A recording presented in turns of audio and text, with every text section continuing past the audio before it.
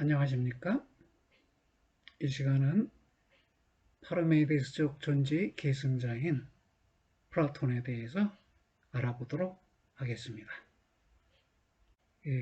파르메이데스는 존재는 있고 비존재는 없다, 이렇게 주장함으로써 존재와 비존재 사이의 이행 가능성을 부정함에 의해 현상세계를 부정한 셈이 되었는데요. 플라톤은 파르메데스를 계승하면서도 극복하고자 했어요. 파르메데스적 유물론으로부터 플라톤의 관념론보다 더 분명하게 구별될 수 있는 것은 없다. 만물의 구성 요소, 만물의 근원 물질, 스토프라고 영어로 우리 책에서 재료라는 말로 표현했는데, 물불 흙공기라는 재료 대신 파르메데스는 존재를 만물의 재료로 봤다는 점에서 유물론이라고 불릴 수도 있다는 것이에요. 글쎄요, 고민해 봐야겠네요. 그죠? 그래서 플라톤의 관념론과 유물론의 차이가 있을 법하지만, 그러나 존재들인 한해서 플라톤의 존재건 파르메데스의 존재건 그것들은 똑같은 존재가 되지 않을 수 없었다라고 합니다. 플라톤이 이 문제를 다룰 때, 존재의 문제를 다룰 때 추구했던 것은 그 자신이 반복적으로 온토스 온이라고 부른 것이었다.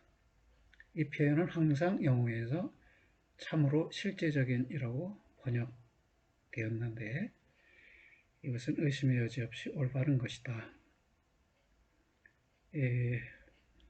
앞에 관사 더를 붙이면요, 더 리얼리 리얼하면 참으로 실제적인 것이 돼요.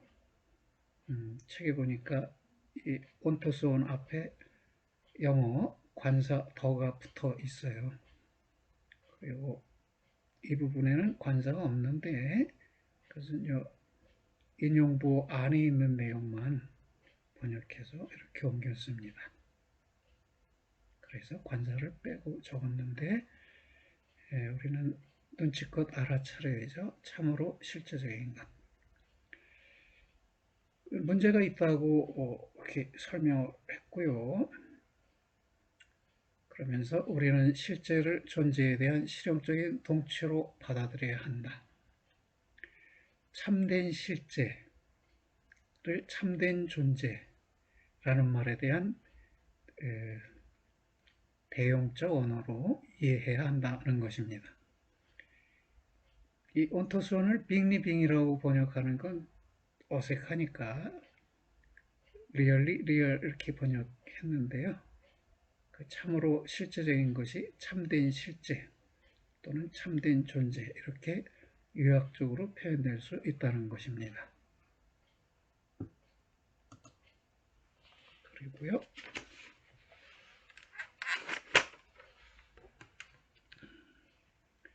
그럼 왜 온토스온이라는 말을 썼을까 하니까, 플라톤의 의도는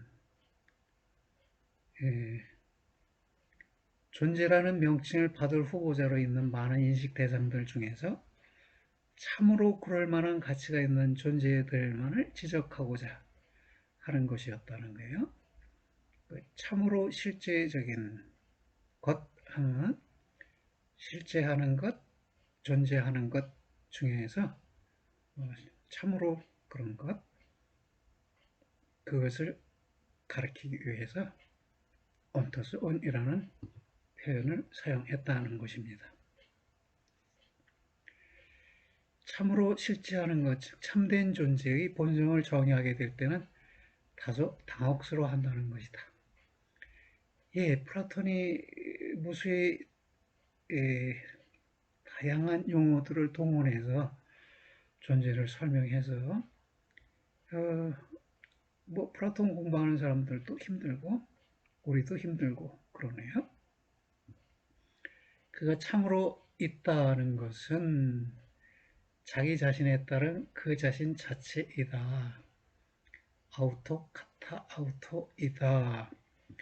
이렇게 말했는데요. 여기서 보면 있다가 이다로 바뀌었죠. 존재사가 계사로 바뀌었어요.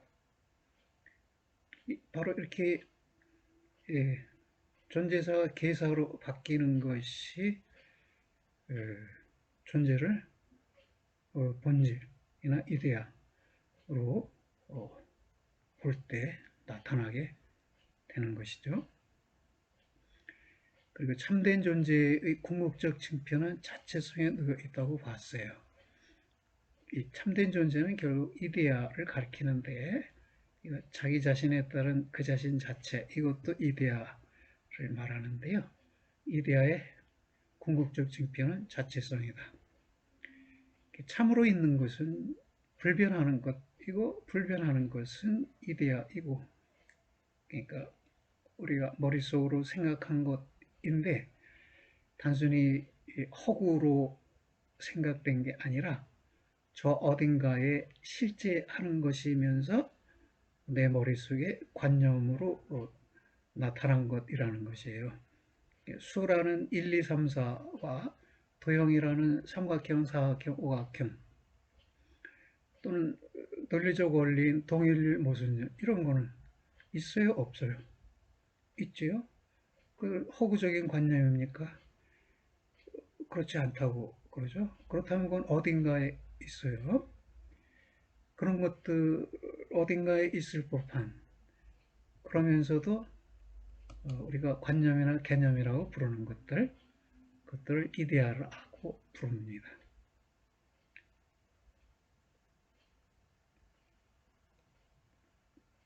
그러면 이런 거 참으로 있다는 것이 그 자신 자체이다라는 말과 동치가 되는 이유 또는 동치가 될 수 있는 근거가 뭐냐 했더니요. 또 하나의 자기가 된다. 나는 나이잖아요. 나는 있지요. 나는 있어요.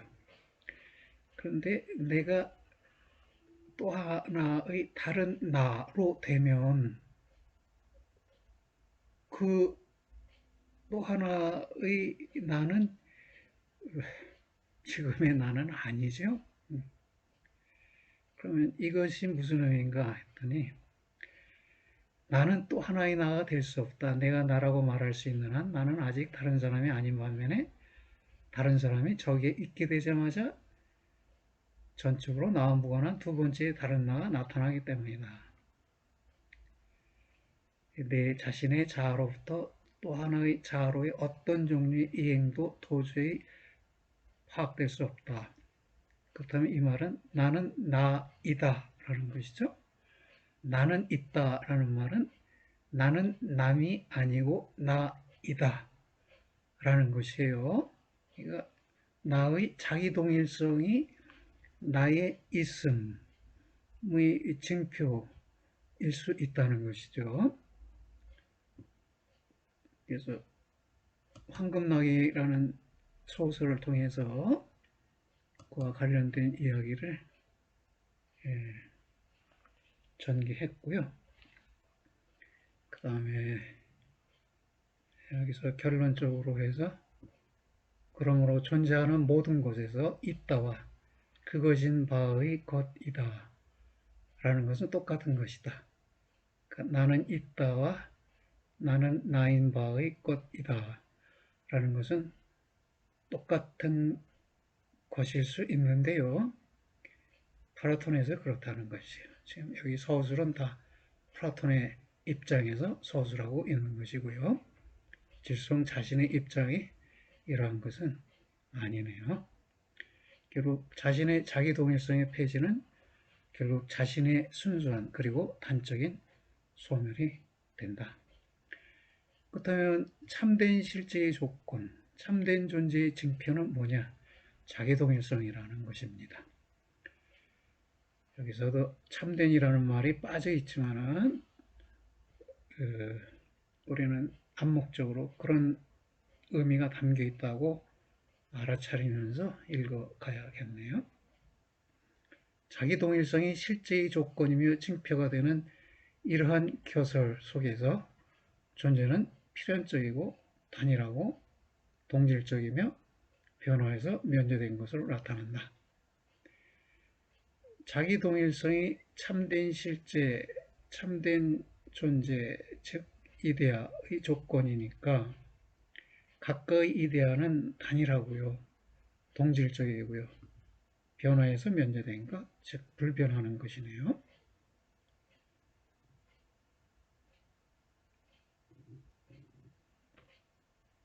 그래서 쭉 내려가면요.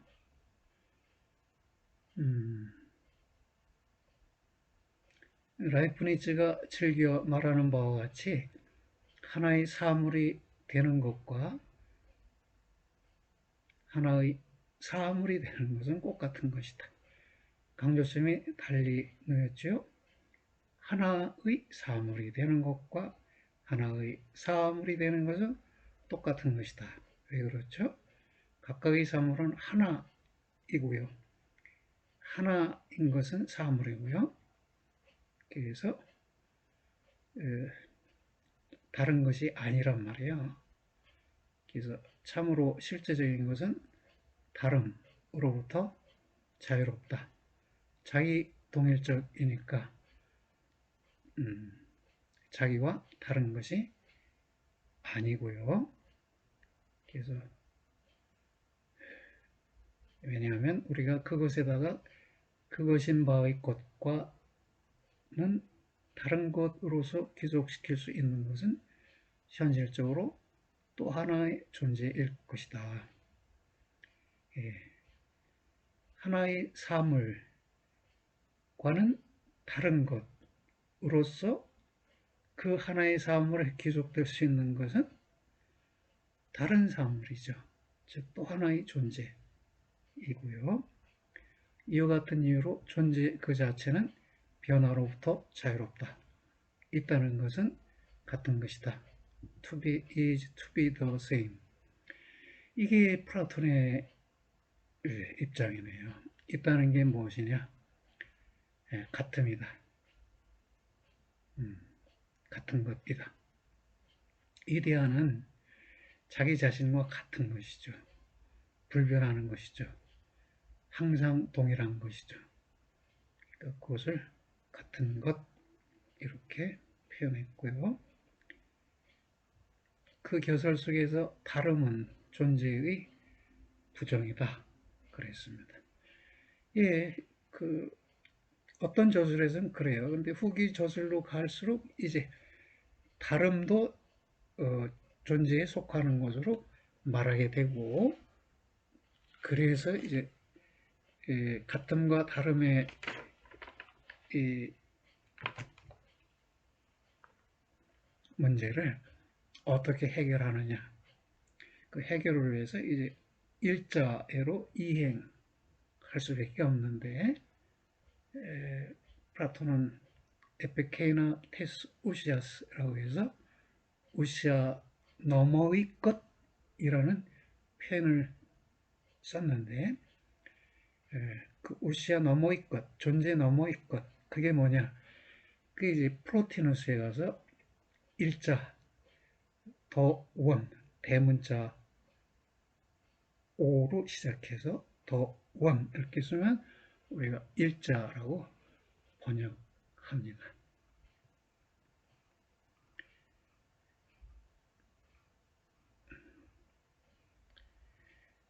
자기 동일적인 것은 항구적이고요. 자기 동일성 속에는 항구성이 놓여 있습니다. 참으로 실제적인 것, 즉 참된 존재의 핵심적 징표는 항구성이다. 즉 이데아의 핵심적 징표는 항구성 내지 자기동일성이다. 이렇게 했고요.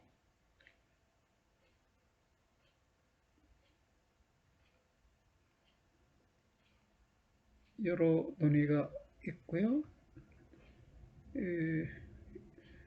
여기 보니까 내가 볼 수 있는 한 플라톤의 철학에서 존재는 자체적으로는 있지 않고 오히려 실제적인 것들이 존재를 갖기 때문에 자체적으로 있다. 이데아들이 항구성, 자기동일성이라는 존재를 갖기 때문에 자체적으로 있다. 이 표현도 뭔가 어색하죠?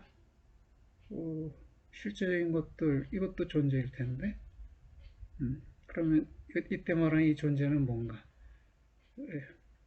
이 실제적인 것을 존재라고 하면 이것은 존재의 속성 또는 존재에 속해 있는 요소들로서의 자기동일성이나 항구성이 되겠네요. 그럼 파르메이데스에서는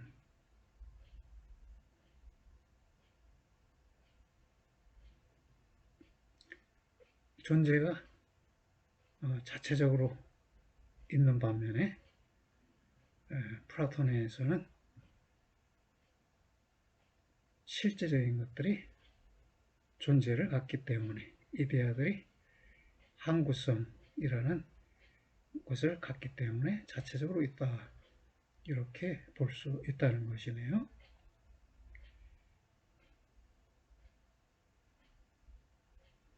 여기도 어려운 표현인데요. 참으로 있는 것들 모두의 공통적 속성, 즉 이데아들 모두의 공통적 속성이 본질 내지 우시아를 구성한다, 이룬다고 했는데 구성한다라고 바꿔 쓰는 게 좀 뜻을 분명하게 드러내겠네요. 어렵죠. 왜냐하면 참으로 있는 것들, 이데아들을 우리는 본질이라고 생각할 수 있잖아요. 근데 이데아들의 공통적 특성이 본질 또는 우시아라고 부르는 것을 이룬다. 이 본질, 우시아는 본질로도 번역되고 존재로도 번역돼요. 그러면 본질이나 존재에 해당하는 것을 이데아들의 공통적 특성에 구성한다. 얼마나 어렵게 플라톤이 서술했으면 후대 철학 사가들이 용어들 정리하는데 많은 어려움을 갖고 있네요. 우리도 이 대목 읽어가면서 여러 번 난점에 부딪히게 될 것입니다.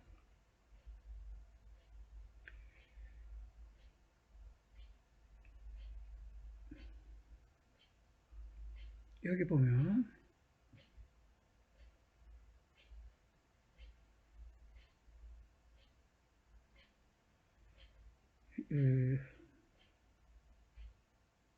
파이돈에서 플라톤이 자신의 용어가 갖는 난점들과 싸우면서 플라톤 자신도 자기가 사용하는 용어들에 대해서 어렵다고 느꼈다는 것이네요. 그러면서 말하기를 그러나 이제 우리가 앞의 논의에서 다뤄본 것들로 되돌아가 보자.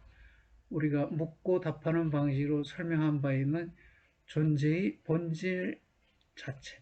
자체라는 말은 제거돼야 합니다. 잘못 들어갔어요. 아마 아우테를 보고 자체라는 말을 덧붙였는데 질성은 여기다 자체라는 말을 붙이지 않고 The essence of being 이렇게 번역을 했어요. 존재의 본질로 번역됐는데 우시아 아우테 투 에이나이 에이나이가 비동사거든요. 영어의 to be에 해당해요. 그럼 이거는 존재의 우시아 자체 이렇게 되는데 질성은 존재의 본질 이렇게 말했어요. 그러면 어떻게 된 건가요? 이 존재는 이데아를 가리키나요? 그리고 본질은 여기 우시아인데, 우시아는 본질로도 번역되고 어, 아래에 전개되는 논리로 보면 자체성의 의미도 갖게 돼요. 자체성. 또 질성은 실제성이라고도 우시아를 그 의미가 실제성이다라고도 이 윗부분에서 설명하고 있는데요. 어디 갔나요? 예, 실제성을 지적한다. 우시아는 사물의 본질이라고 부르는 것 이상으로 참으로 있는 것의 실제성을 지적한다. 이것이 이 사물의 본질이라는 말이 우리에게 익숙한 것이죠. 그런데 지금 실제성을 지적한다. 그럼 존재의 우시아, 존재의 본질, 존재의 실제성. 그러면 많은 생각을 해야겠죠. 존재는 이데아라고 본다치고 이 우시아를 본질로 바꿨는데 이것이 실제성이거나 자체성이거나 그러니까 어떤 이데아가 갖고 있는 자체성을 의미할 수가 있어요. 항상 동일한 방식으로 있는가? 아니면 이때는 이렇게 저때는 저렇게 있는가? 미자체, 평등 자체, 그리고 존재인 바의 각각의 모든 것 자체, 아우터 에카스톤, 아우터 에카스톤은 그때마다 어느 정도 변화되는가? 소크라테스는 그들이 항상 동일한 것으로 머물러 있음에 틀림없다고 케베스에게 응답하였다. 자, 여기서 보니까 자체성, 자기동일성, 자기유사성, 순수성 등등은 플라톤 자신이 이해한 것처럼 존재의 필수 조건들이다. 이렇게 이해된 참으로 실제적인 것은, 즉 이데아는 플라톤 자신의 기록 속의 몇 가지 다른 이름들, 예를 들어 이데아나 형상이라는 이름을 허용할 수 있다. The really real이라는 말이 다른 용어로는 이데아나 형상으로 표현된다는 것입니다.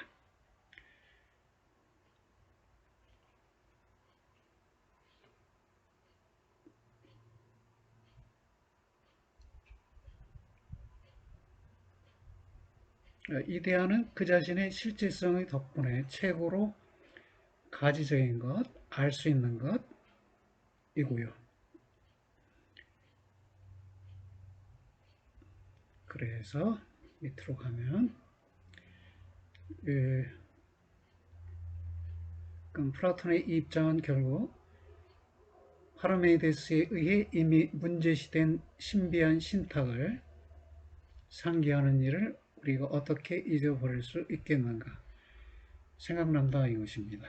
플라톤에게서 파르메이데스의 문장이 생각난다. 즉 안다는 것과 알려지는 것은 똑같은 것이다.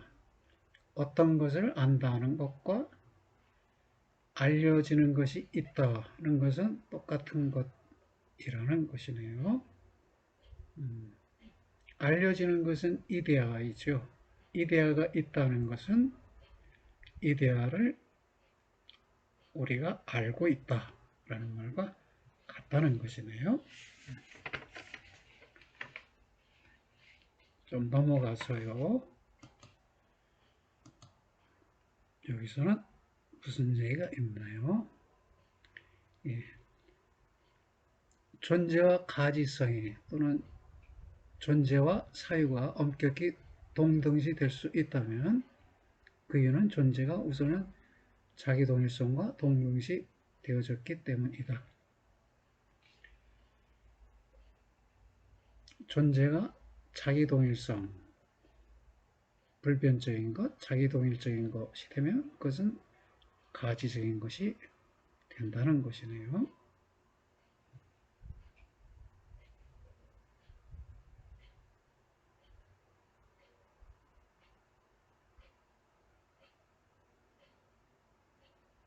그런데 이런 개별자의 통일성 너머에는 종의 통일성이 있다. 하지만 개별자들의 외면적인 다양성을 이들의 공통적 이데아의 통일성과 동일성으로 환원함을 통해서가 아니라면 내가 종들을 얻을 수 있겠는가? 개별자는 하나이니까 자기 동일성과 통일성을 가지고 있는데요. 이것은 이데아라는 종의 통일성을 분유한 것이죠. 그래서 이데아 내지 종의 통일성 덕분에 개별자의 통일성이 성립하는 것이다.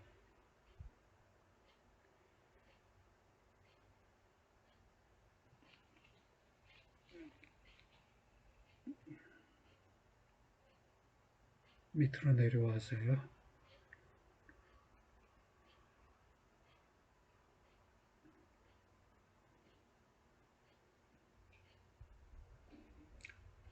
실제와 동일성을 동등시하는 것은 인간지성에 철저하게 가지적이기 위해서 실제가 그렇게 있어야만 하는 그러한 것으로 실제가 되게 만드는 것에 불과하다. 존재와 사유가 하나라고 말하는 것은 정당하게 참이다. 플라톤의 입장에서는 참이라는 것입니다. 왜냐하면 존재는 여기서 개념적 사유의 하나의 근본적인 필연성이 되는 것, 즉 동일성이란 원리의 단순한 객관화로 환원되어지기 때문이다.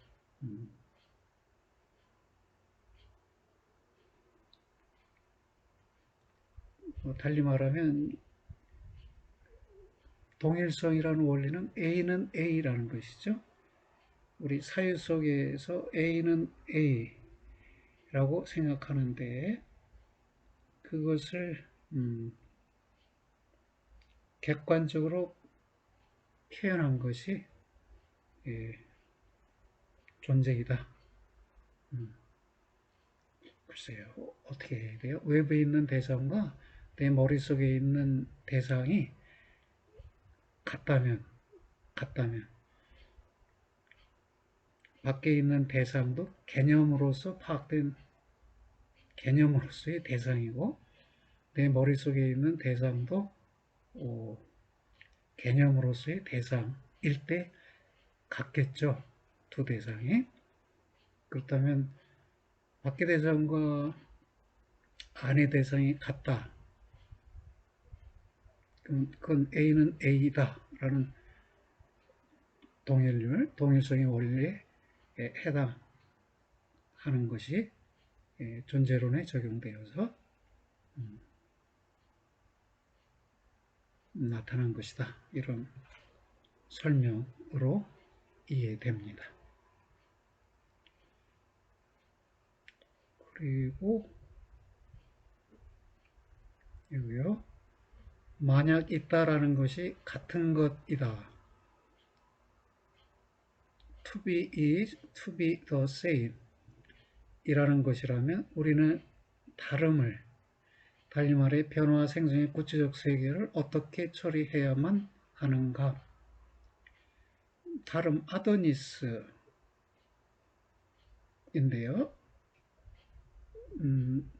나는 그러네요. 나는 나보다 키 큰 사람보다는 작고요. 나보다 키 작은 사람보다는 크죠. 그러면 상반된 것을 내가 가지고 있네요. 키가 큰, 키가 작음. 둘을 다 가지고 있고.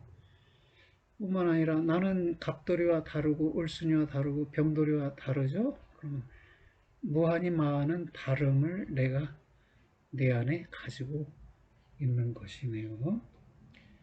그러면 있다는 것은 같은 것이다 라고 했는데 같은 것이 다름을 수반하고 있다면 이걸 어떻게 설명해나요? 같음과 다름의 관계를 설명해내야 하는 난점이 생겨나네요.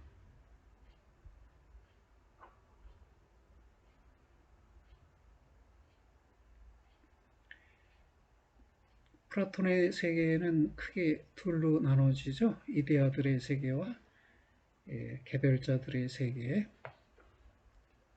가지적 세계와 가시적 세계 이렇게 구분이 되는데 자신들의 여긴가요? 파손 불가능한 형상을 갖는 것의 부류, 세계의 부류, 월드의 한 부류가 형상들을 갖고 있는 것이고요. 그래서 이거는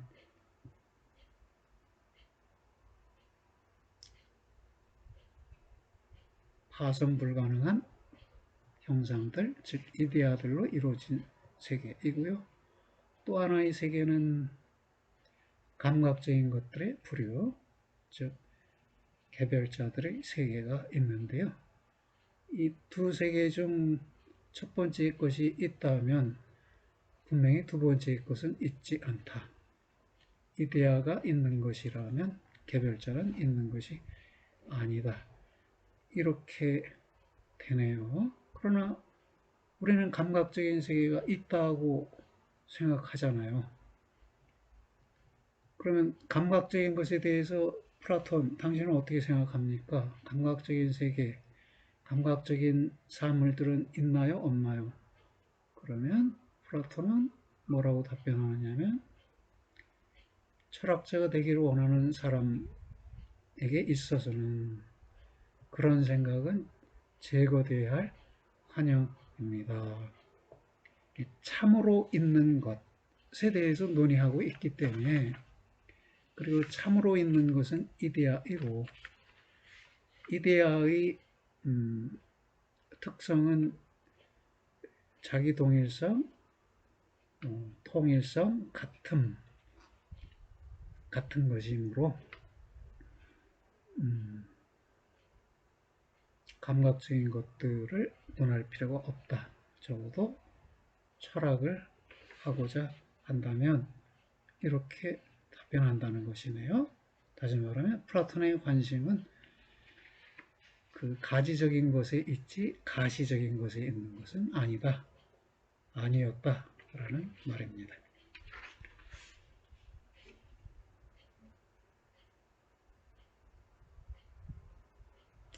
그럼에도 플라톤은 이렇게 자체적인 불자체, fire itself in itself is,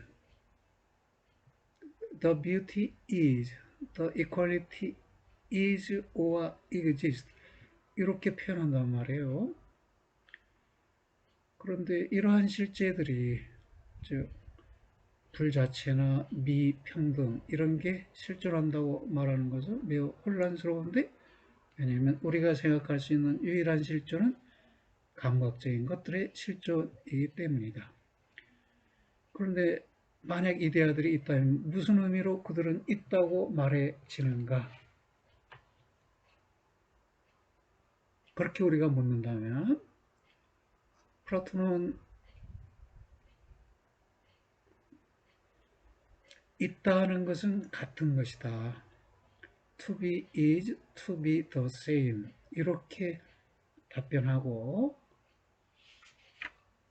우리의 구체적 질문들에 대해서는 관심을 갖지 않는다는 것이에요. 플라톤은.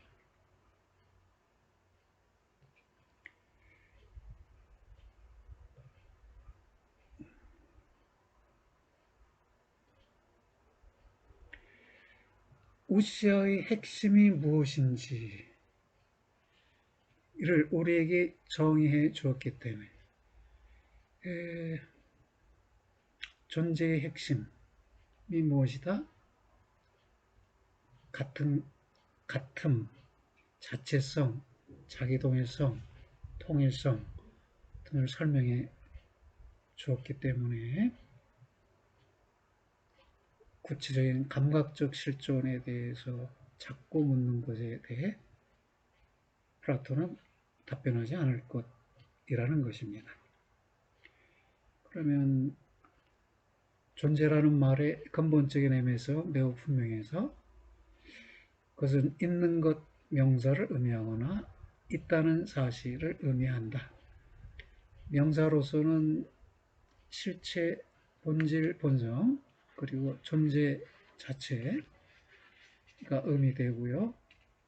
있다는 사실로는 현실 또는 현실적 실존이 의미된다고 앞에서 논의했습니다.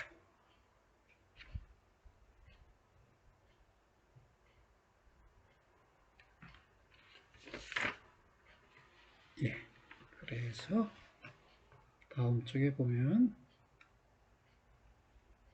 플라톤의 존재관념의 놀라운 단순성은 즉시 예기치 않은 많은 복잡한 문제들로 가득 차서 나타납니다. 우선 별량으로서의 존재가 등장하는데요. 즉 실제성의 정도가 있다 이거예요. 어떤 존재는 많은 실제성을 갖고 어떤 존재는 적은 실제성을 갖는다 이거예요. 그러니까 이데아는 많은 실제성을 갖죠. 현상은 이데아를 분유하는 만큼 실제해요. 참으로 실제하는 것은 아니지만 이데아를 분유하는 만큼 실제하죠. 근데 현상들 중에서 하루살이 있고요. 백일홍이 있고요. 그리고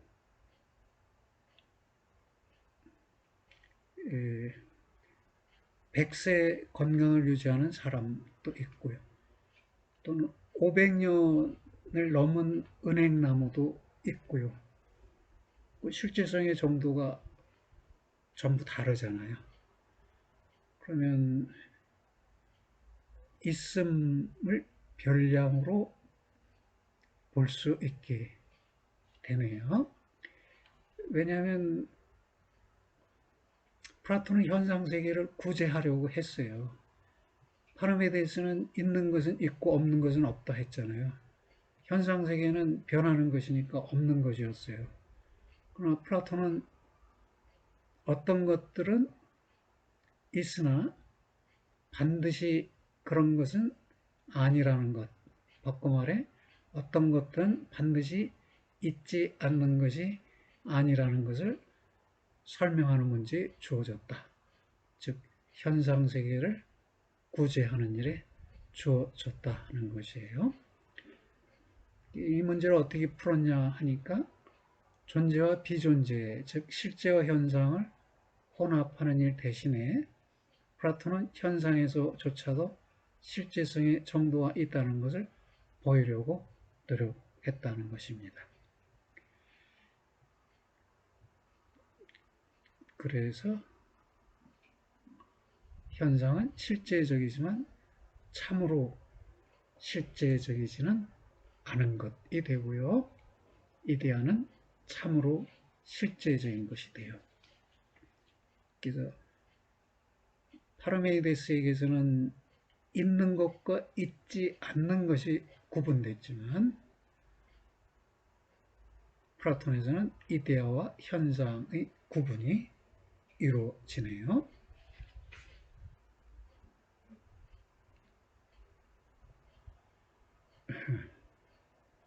존재와 비존재의 중간적 위치를 사유하는 일이 가능하지 않다. 누구에게?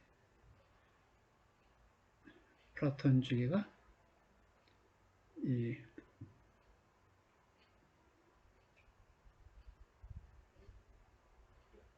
하나 읽어볼까요? 하나의 존재이다는 것이 현실적으로 있다 혹은 실존한다는 것을 의미하는 교설 속에서는 우리 상식적 이해 속에서는 존재와 비존재의 중간적 위치를 사유하는 일이 가능하지 않다는 것입니다. 햄릿이 말한 대로 to be or not to be, that is the problem. 이렇게 된다는 것이에요. 그러나 플라톤에서는 중간적인 것이 등장했다는 것이네요.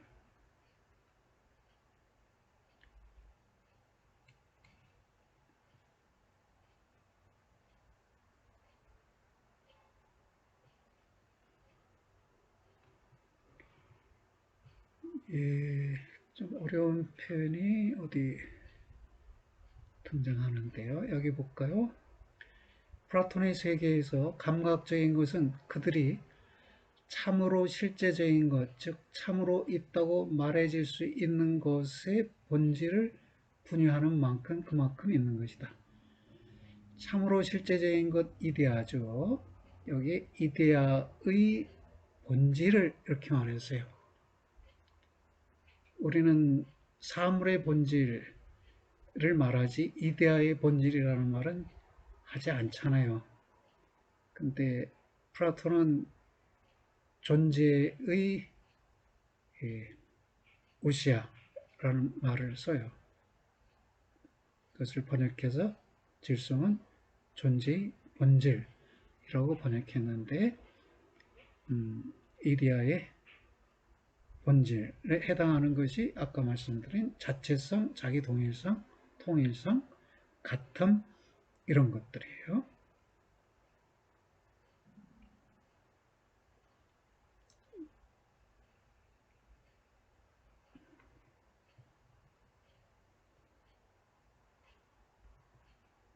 그러면 이제 플라톤주의의 현존은 두 가지 표징에 의해 감지될 수 있다. 두 가지 징표에 의해 감지될 수 있다.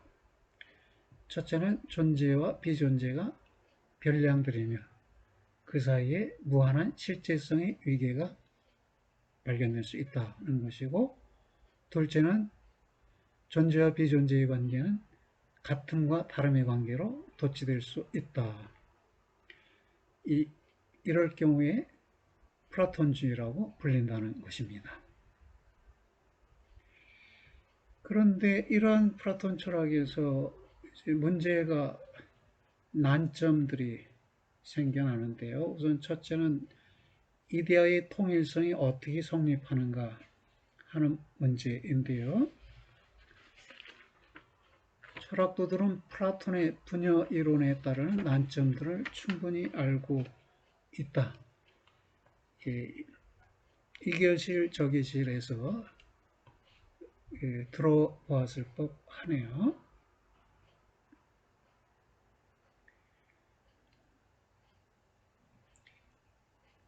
그러니까 개별자들의 얘기요. 진정한 난점은 어떻게 여러 개별자들이 동일한 이데아를 그것의 통일성을 깨뜨리지 않으면서도 분여할 수 있는가를 이해하는 것이 아니라 오히려 이데아 자체를 그 자체로서 취할 때 어떻게 이데아가 자기 동일성의 특권을 향유할 수 있는가 하는 것이다. 그러니까 앞집 강아지, 뒷집 강아지, 옆집 강아지가 모두 강아지라는 이데아에 참여해요. 또는 강아지라는 이데아를 나누어 가져요. 나누어 가지면 이데아의 통일성이 깨지지 않겠어요? 나눠주면 남는 것이 없게 될 수 있잖아요. 그런 문제가 성립하는데, 그뿐 아니라 이데아 자체는 어떻게 자기동일성이라는 특권을 향해 하느냐는 것이에요. 강아지라는 이데아, 고양이라는 이데아, 송아지라는 이데아들이 각기 하나의 이데아예요. 하나의 이데아인 한에서 이데아의 자기동일성, 이데아의 통일성을 갖고 있단 말이에요. 그러면 이데아는 어떻게 자기동일성을 향유할 수 있는 것이냐? 이렇게 물어지고, 그러면 통일성이라는 상위의 이데아가 있어서 각각의 이데아들이 그 통일성이라는 이데아를 나눠 받는 게 아닌가, 분유하는 게 아닌가, 이렇게 생각해 볼 수 있는 것이죠.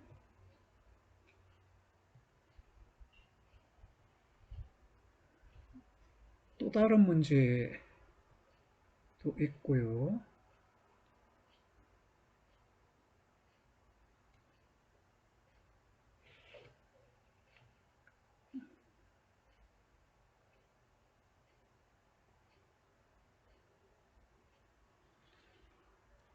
복합의 문제가 있네요. 여기 보면 모든 개개의 참으로 실제적인 것은 하나인 바의 어떤 한 존재이거나 있는 어떤 하나이다. 그런데 이러한 있는 하나는 존재와 일자의 복합으로 나타난다. 존재와 하나의 복합으로 나타난다. 이렇게 볼 수 있고요. 그러면 있는 하나는 단순하지 않고 두 부분으로 이루어진 복합적인 것이네요. 근데 이 존재 자체만 봐도 존재는 하나인 존재죠. 그리고 일자 또는 하나는 존재하는 하나이죠.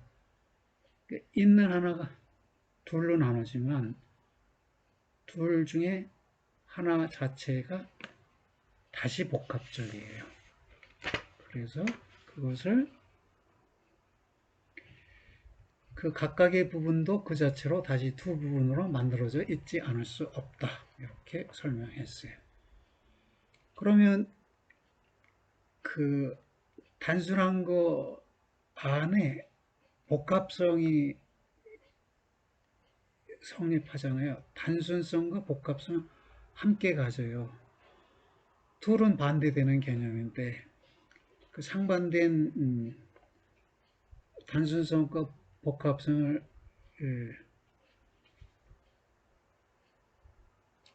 개별자도 그렇고 이데아도 그렇고 상반된 것을 갖고 있는 이것을 어떻게 설명할 수 반대되는 것이 어떻게 동시에 존재할 수 있는가라는 물음을 설명해 내야 하는 난점이 생기네요.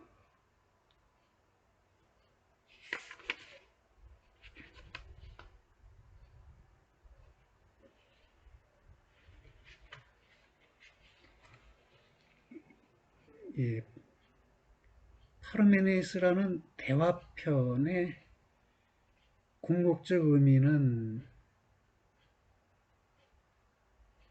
질성이보게 한편으로는 존재에게 어떤 종류의 통일성을 기속시키지 않으면서 존재를 파악하는 일은 전혀 불가능하다. 이것이고요.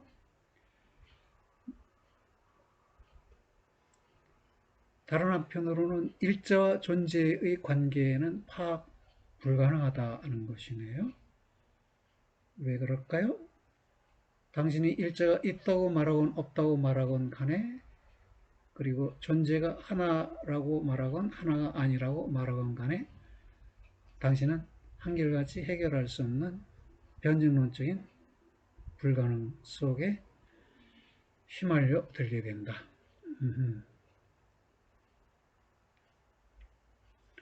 존재의 뿌리로서의 일자는 존재가 아니지요.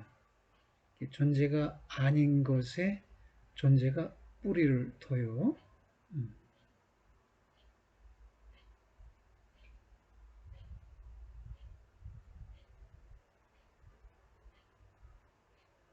일자가 없다고 그러면 존재의 통일성을 설명할 수 없게 되고요.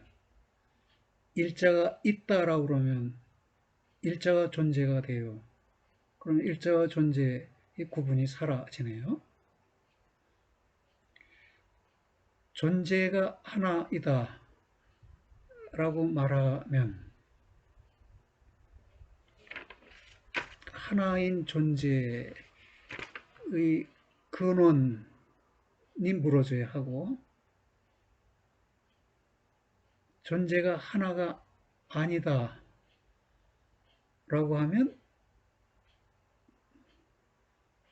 존재가 복합적인 것이고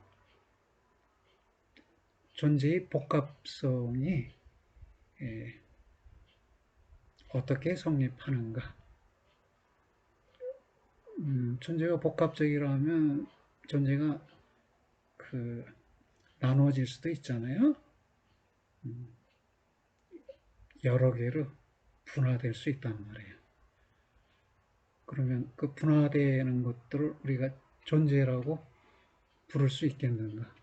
특히 이데아의 경우에 이데아는 단일한 것이고 자기동일적인 것이고 통일적인 것인데 이데아라는 존재가 하나가 아니다. 그러면 그것은 더 이상 이데아가 아니게 되는 문제가 생겨나네요. 이데아가 하나라고 말하면 이데아의 하나, 이데아의 통일성의 근원이 무엇인지 다시 물어지게 되고요. 그래서 물음이 복잡해지네요. 그러면 하나 또는 통일성에서 실패하면 같음의 영역에서 성공하려고 노력할 수 있지 않겠는가. 그런데 이 존재가 같음과 통일적이라고 말하는 것은 두 용어 각각의 의미 사이에 차이가 없다고 말하는 것인데 그렇다면 존재는 더 이상 어떤 두 개의 상이한 것들에 귀속될 수 없게 되고요.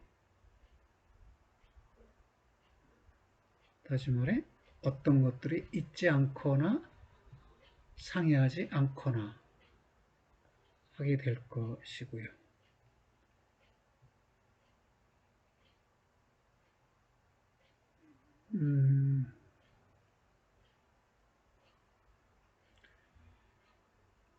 또 이 그 자신과 같다는 것은 사실상 모든 여타의 것과는 다르다는 것이고요. 그렇다면 같음이 다름을 수반하네요. 같음은 다름을 수반한다.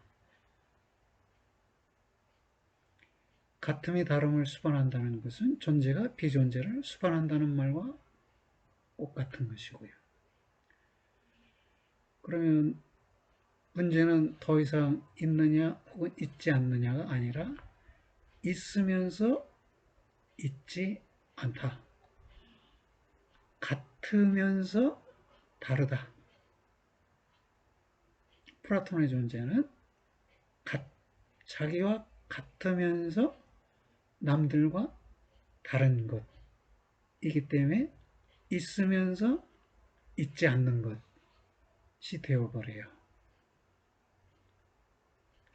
그러면 이 있음과 있지 않음이 어떻게 함께 머물 수 있는가?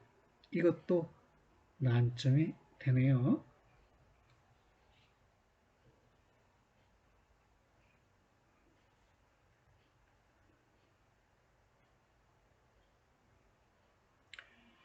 예.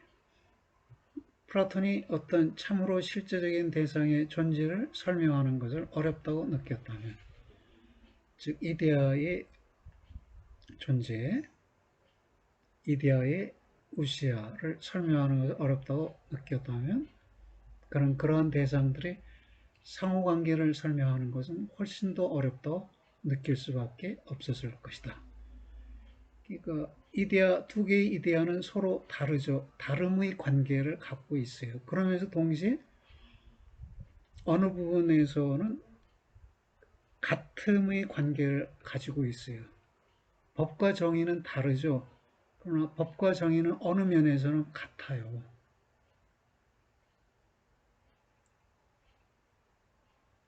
그래서 한 개인이 이렇게 몸이면서 마음이고 유식하며 무식하고 공정하면서 불공정해서 각각의 구체적 존재 속에 이데아들의 혼합이 있는데 이데아들 자체 속에도 혼합이 있어요.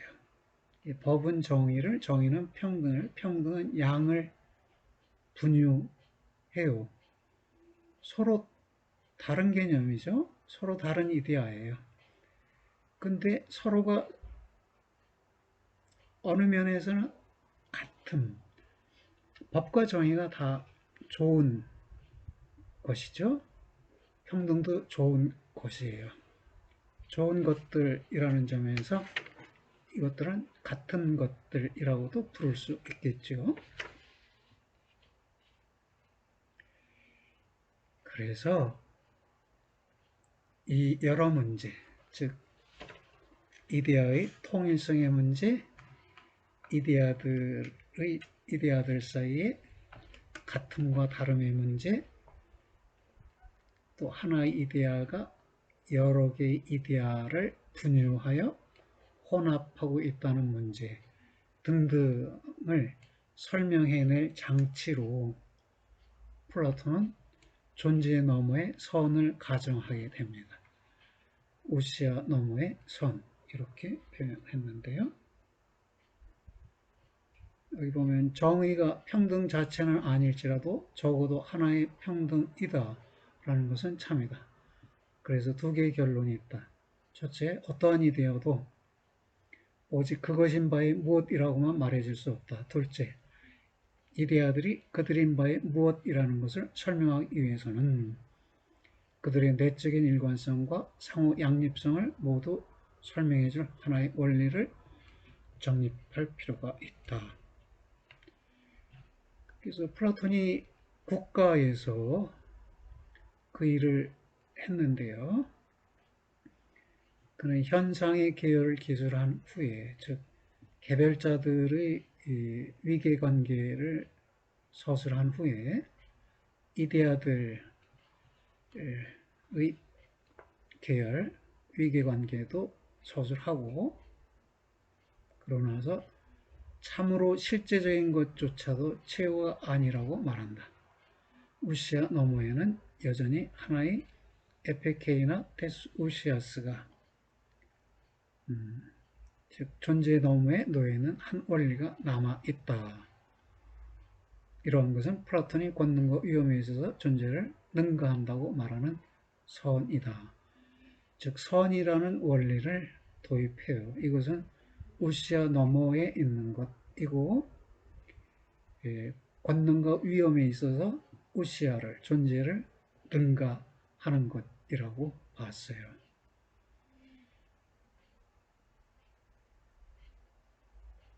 우시아는 여기서 존재로 번역하고 있는데요. 두 가지 의미를 가질 수 있겠네요. 우시아가 이데아를 의미할 수도 있고, 첫째로.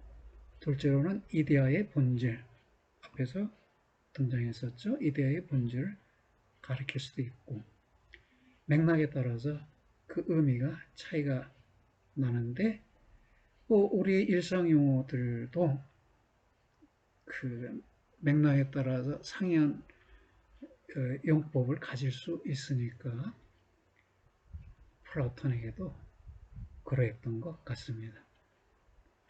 여하튼 선이라고 말했지만 애매한 개념이다 이게요.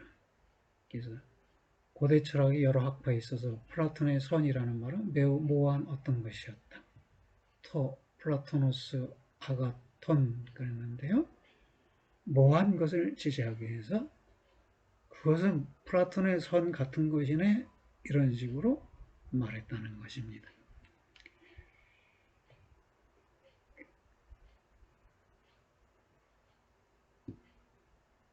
그런데 플라톤 자신의 경우 선은 자신의 최고성의 덕목으로 인해 있지 않은데, 우시아 너머의 것, 존재의 너머의 것이니까 있지 않아요.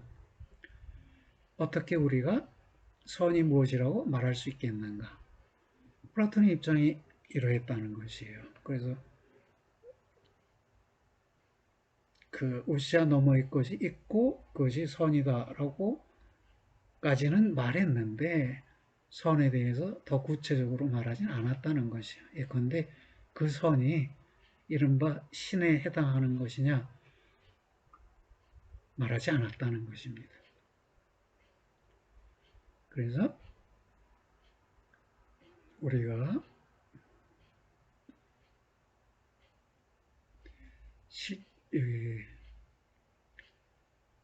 궁극적 원리를 우리가 무슨 이름으로 부르든지 간에, 즉 그것이 일자이건 선이건 간에 존재와 가치성은 더 이상 최고 영역을 차지하지 않는다.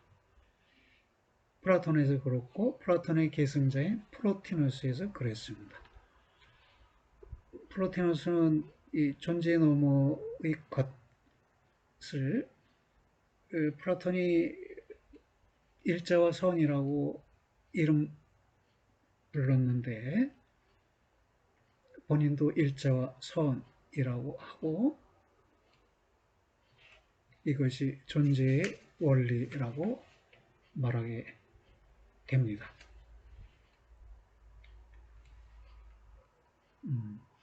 존재를 넘어서는 것이 가지성을 넘어서는 것이 되는 그런 형이상학적 상축권 내에서는 말조차도 할 수가 없다.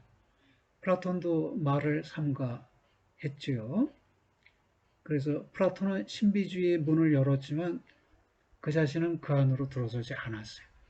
다시 말해 이 선에 대해서 많은 이야기를 하지 않았단 말이에요. 근데 플로티너스는 그렇지 않았어요. 플로티너스는 선과 일자에 대해서 많은 말을 하게 됩니다.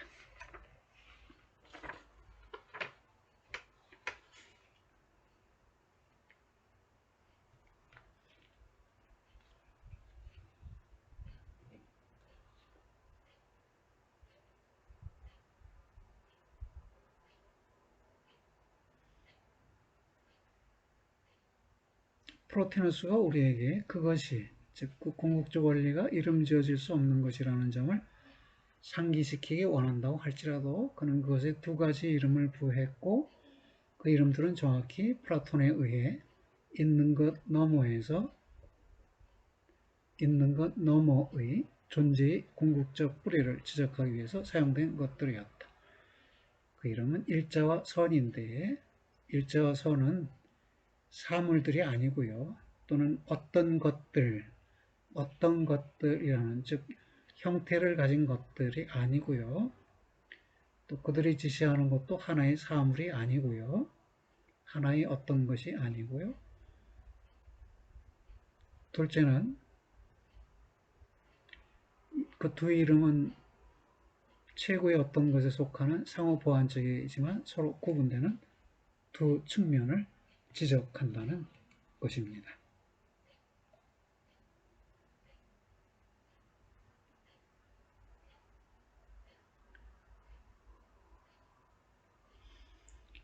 여기 보면요.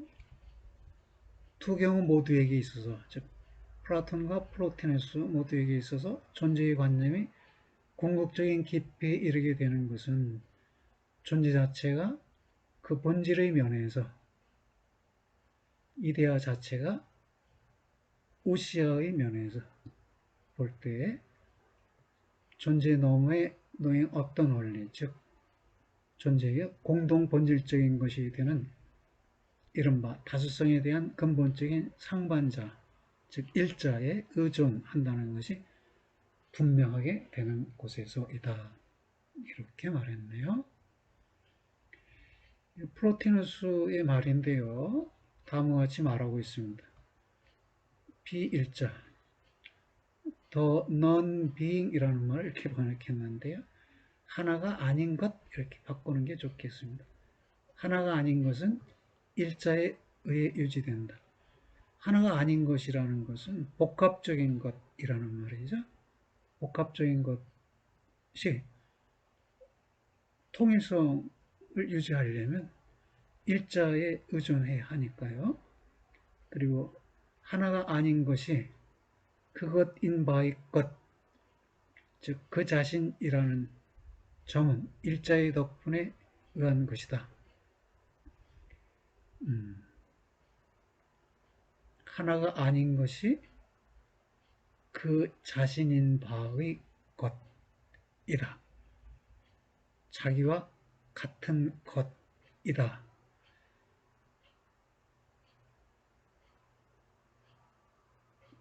그것은 일자의 덕분에 유한 것이다. 같음도 일자에 의존해 있다는 말이 되겠네요. 다수의 부분으로 만들어진 것은 일자에 의존할 때 비로소 복합적인 하나의 복합적인 것이 되어서 있다라고 말해질 수 있겠네요.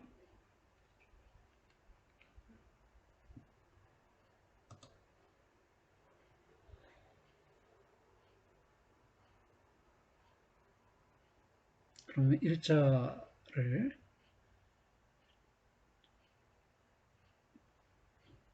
정리하면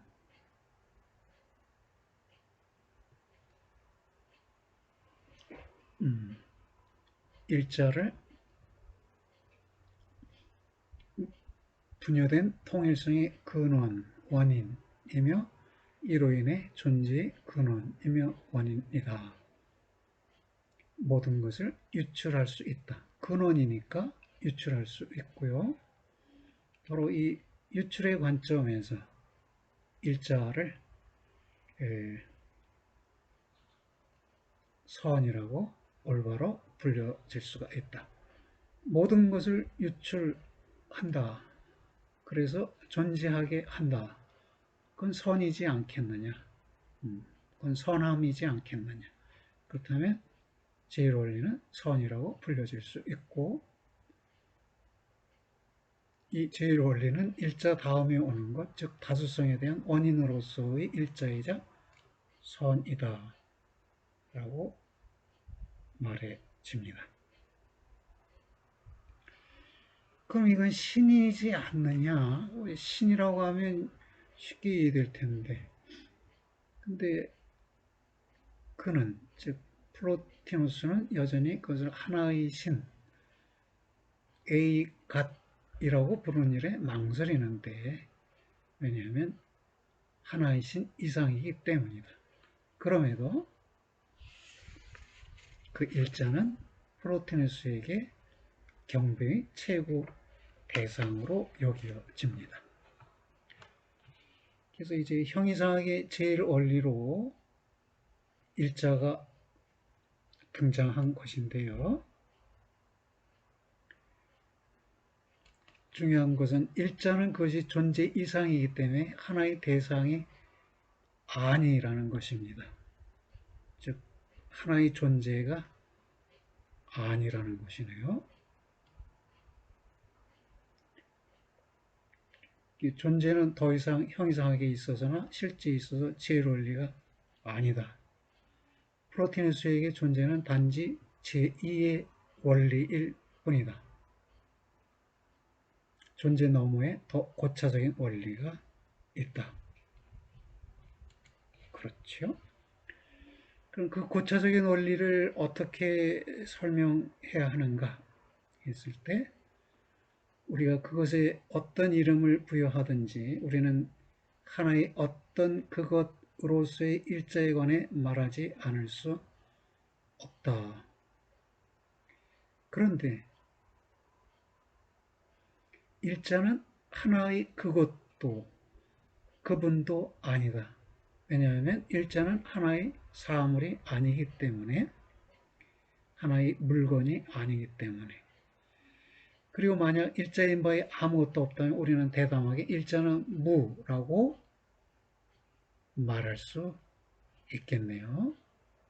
간단히 말해 일자는 무이다. 여기서 무라는 것은 전혀 없는 것이라는 말이 아니라 존재에 대비된 것으로서, 즉 비존재로서의 무라는 것입니다.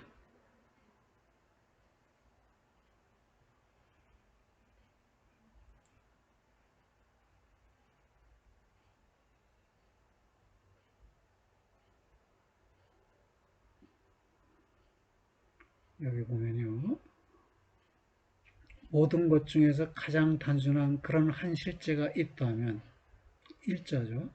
그것은 어떠한 자기인식도 갖지 않을 것이다. 그것이 그러한 인식을 갖는다면 그것은 여러 부분으로 된 하나의 존재가 될 것이다. 결과적으로 그것은 그 자신을 생각하지도 않고 누구도 그를 생각하지 않는다. 그러니까 일자는 사유하지 않고 누구도 일자를 생각하지 않는다는 것이네요.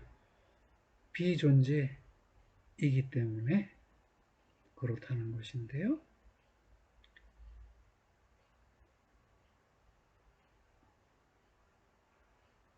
그렇다면 일자는 이론론인가 범신론인가? 일자에 관한 논의가 둘 다 아니다라는 게 질성의 해설인데요. 범신론으로 여기는 것은 플로티너스의 일자론을 범신론이라고 여기는 것은 어떤 환영인데요. 즉 플로티너스의 선과 일자를 기독교의 신인 존재와 동일화하면서 일자로부터 다수의 플로티너스 유출을 존재로부터의 존재들의 기독교적 유출로 바꾸는 바로 그 순간에 그들 마음속에서 생겨난 것이다. 자, 이 존재가 신이라면요, 신으로서의 존재로부터 존재들이 생겨났으면, 유출되었으면, 모든 존재들도 신의 부분이니까 범신론이 되고요. 이 존재가 일자로서의 존재라면, 일자라는 하나의 근원으로부터 존재들이 생겨났으니까 이론론이 되겠네요.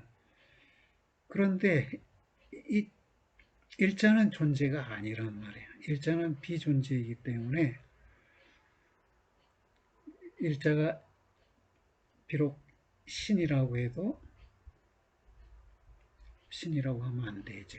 신이라고 물론 하나님 이렇게 부를 때는 일자로서의 신을 말하지만 플라톤주의에서 말하는 일자는 신은 아니고 신 이상의 것이 되네요. 모놀로지예요. 일자론이에요. 플라톤주의는 일자론을 갖고 있는 것이지 범신론이나 이론론을 내세운 것이 아니다.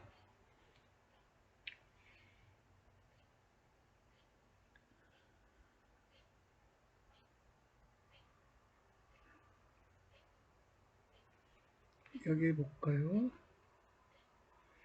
그의 철학의 제일 원리가 플로티너스의 철학의 제일 원리가 존재라면 그 철학은 틀림없이 이론론일 것이다. 일자라는 존재로부터 모든 것들이 생겨났으니까 이론, 하나의 근원으로부터 다른 모든 것을 설명하는 이론론이 될 것이다. 그러나 이론론도 아니라는 것이네요.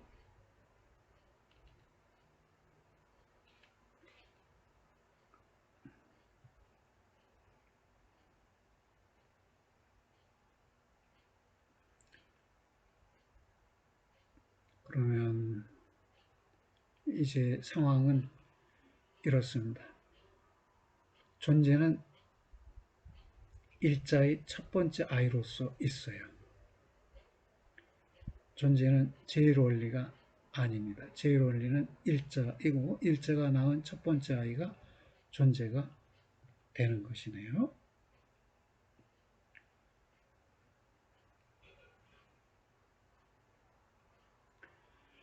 그렇다면 그것은 존재에 관한 기독교적 형이성학과는 정반대의 것이다. 기독교에서는 존재를 제1원리로 본다는 것이에요. 존재가 신의 이름이에요. 기독교 신의 이름이 존재입니다.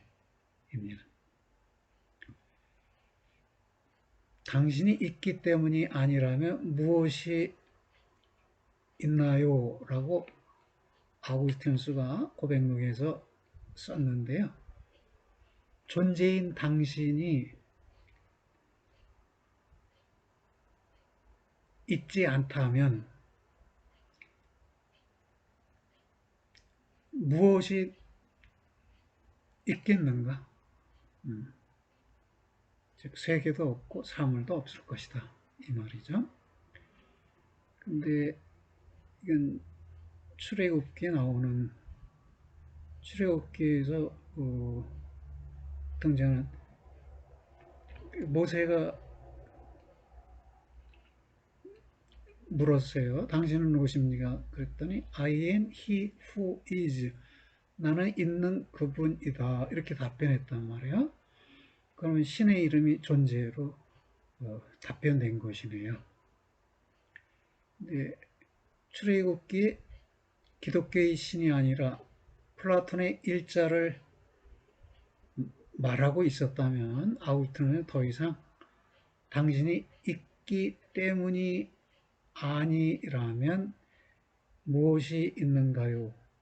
라는 게 아니라 오히려 당신이 있지 않기 때문이 아니라면 무엇이 있는가요? 라는 식으로 전적으로 다른 표현으로 질문했을 것이라는 것입니다. 지금 말한 것은 기독교에서의 신은 존재이고 존재가 형이상학의 제일원리가 된다. 기독교 형이상학에서 그러하다는 것이고요. 그러나 플라톤주의에서 제일원리는 일자이다. 일자는 존재보다 선행하는 것이고 존재는 두 번째 것이다. 일자로부터 생겨난 것이다. 라는 것입니다. 일자를 신이라고 부른 것은 프로클레스예요. 프로클레스는 다음 시간에 우리가 살펴볼 텐데 프로클로스는 신과 선과 일자를 세 가지를 동일화했어요. 예. 그 논의는 다음 시간에 하고 오늘은 여기에서 마치겠습니다. 수고들 하셨습니다.